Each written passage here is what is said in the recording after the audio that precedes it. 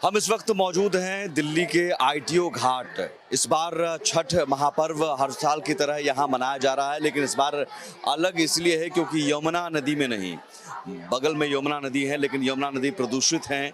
आपने पिछले कई दिनों से इंडिया न्यूज़ पर देखा कि किस तरह से झाग वहाँ पर बना हुआ है, तो इस लिहाज से व्यवस्था की गई कि यमुना नदी के किनारे, पीछे आप यमुना नदी है और उसके किनारे ही इस तरह एक बड़ा गड्ढा बनाया गया है और जहाँ पर पानी भरा गया है, जिसमें छठ व्रती उतर चुकी हैं। संध्या अर्घ्य आज दिया जा रहा है और संध्या अर्घ्य के अलग अपने महत्व भी होते हैं, क्योंकि अब ये आप समझिए कि पहला ऐसा त्यौहार है, ऐसा पर्व है जिसमें डूबते सूर्य को अर्घ दिया जाता है। अक्सर हम उगते सूरज को प्रणाम करते हैं, लेकिन ये लोक आस्था का महापर्व छठ की ये खासियत है कि डूबते सूर्य को अर्घ दिया जा रहा है। और ज़रा दिखाइए जो छठ मैया को चढ़ाया जाता है, उसमें जो सूप होता है वो बांस का बना हुआ सूप, उसमें अलग अलग फल, केला, सेब, नारियल, ये अलग अलग फल होते हैं।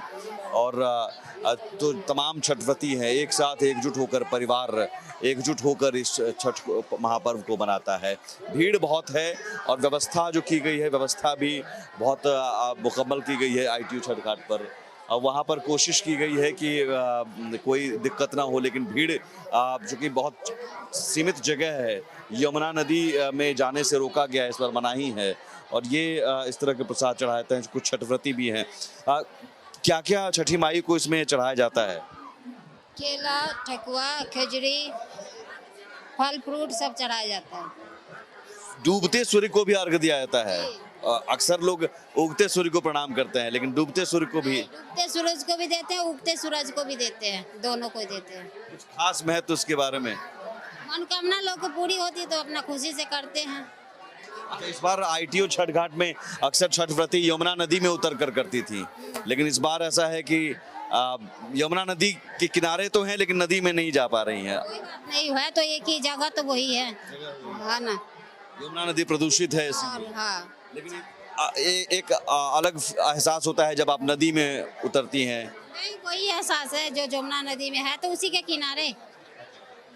और छठ व्रती हैं और देखिए एक साथ एकजुट होकर परिवार कैसे इकट्ठा हुआ है। और ये इस महापर्व की खासियत यही है कि सब परिवार एकजुट होकर एक साथ इस महापर्व को मनाते हैं। इधर भी कुछ लोग हैं, कुछ छठव्रती भी हैं और उनसे भी जानेंगे। आप लोगों से कुछ बात करेंगे। अभी तो अर्घ देने का समय आने वाला है, लेकिन उससे पहले तैयारी क्या क्या होती है? इस पूजा की तैयारी हो रही है, सब फल और प्रसाद सब बनता है। कहाँ के रहने वाली हैं आप? बिहार के रहने वाले। बिहार भी है कहाँ? पूर्वी चंपारण, मोतिहारी जिला। दिल्ली में ही अब मनाती है? जी, 4 साल से दिल्ली में 4 हूँ। साल में दिल्ली। तो पहले पिछले साल यमुना नदी में मनाई? हाँ जी। इस साल तो लेकिन यमुना नदी में मना किया गया। नहीं, जमुना नदी में तो 4 साल से कभी नहीं मनाया गया, यहीं पर मनाया जाता था, अंदर कभी नहीं यहीं पर होता है, यहीं पर होता है छठ। कुछ छठव्रतियां यमुना नदी में पहले उतरती थी, लेकिन प्रदूषित है। प्रदूषित हो गया, 4 साल से नहीं उतर रही है, 4 साल से यहीं पे मनता है। क्या ये दौरा जो कहते हैं, दौरा जो दिखाइए, कौन सा दौरा है? ये बांस का सूप है। अच्छा, इसमें क्या क्या चढ़ाया जाता है? इसमें नारियल है, ठेकुआ है, फल पूरा ऋतु फल होता है, जिससे सब छठी माई से क्या कामना करती हैं?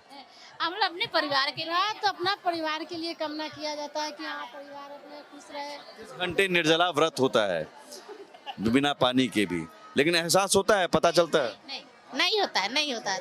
हाँ हाँ, पता नहीं चलता। कोई बिहार से हैं तो हम भी ये जानते हैं, लेकिन आप लोग तो कुछ गीत ही नहीं गा रही हैं। हम लोग तो देखते हैं कि बचपन में जब इंतजार होता है उगते सूर्य का या फिर डूबते सूर्य को अर्घ देने से पहले। हम लोग गाए, अभी गाए हैं गाना, हम लोग गाए हैं, हाँ गाए हैं।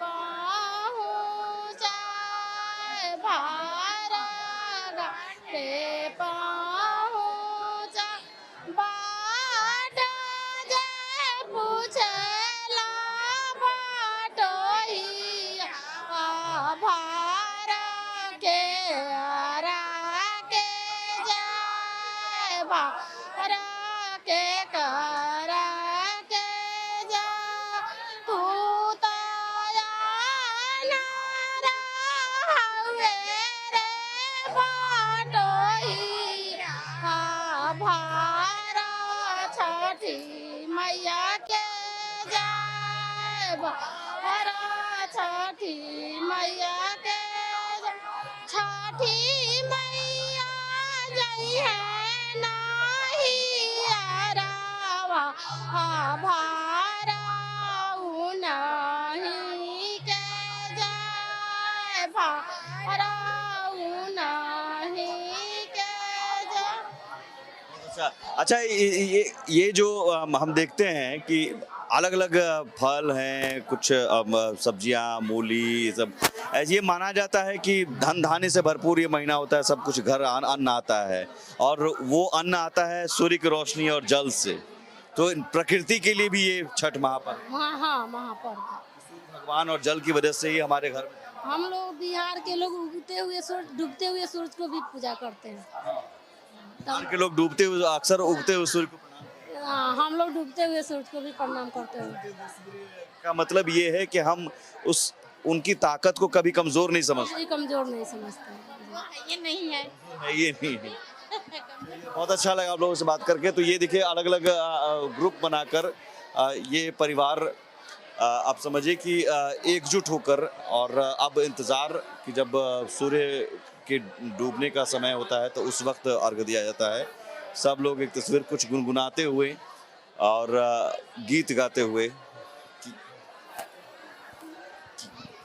क्या गीत गा रही हैं?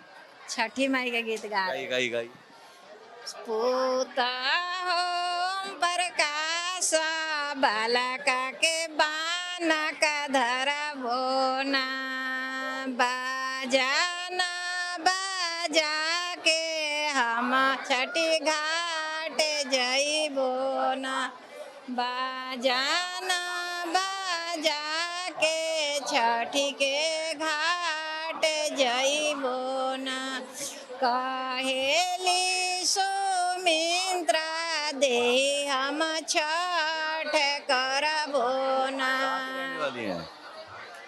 बिहार हाँ बिहार बिहारी। अच्छा ठीक है। देखिए बिहार के अलग अलग हिस्सों से और सब अपने अपने में गुनगुना रही, गीत गाती हुई।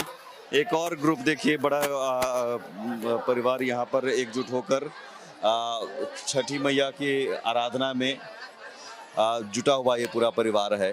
तो अपने आप में एक तो तस्वीर और कुछ और तस्वीर आपको दिखाते हैं जो पानी में उतरी हुई हैं और जो अर्घ दिया जाता है। ज़रा इस तस्वीर को देखिए, बहुत खूबसूरत तस्वीर।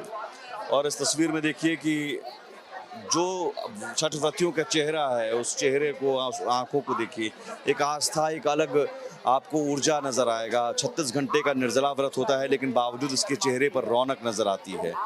तो प्रकृति को लेकर भी एक आप अपना अब जो धन्यवाद जताते हैं, उन्हें कहते हैं सूर्य और जल को।